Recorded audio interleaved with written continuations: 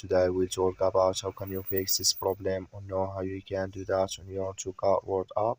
So all you have to do, so you just click here on settings.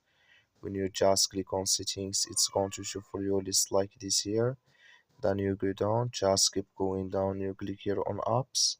Come to apps this here, and there you're looking for Toca Word app, or just click on search.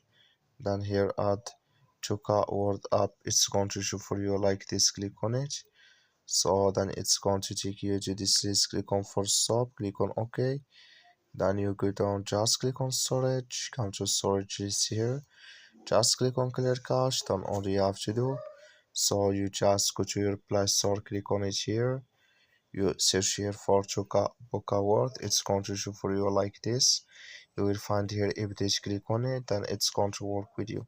That's all you have to do. Thank you for watching. Don't forget to support us by liking, subscribe.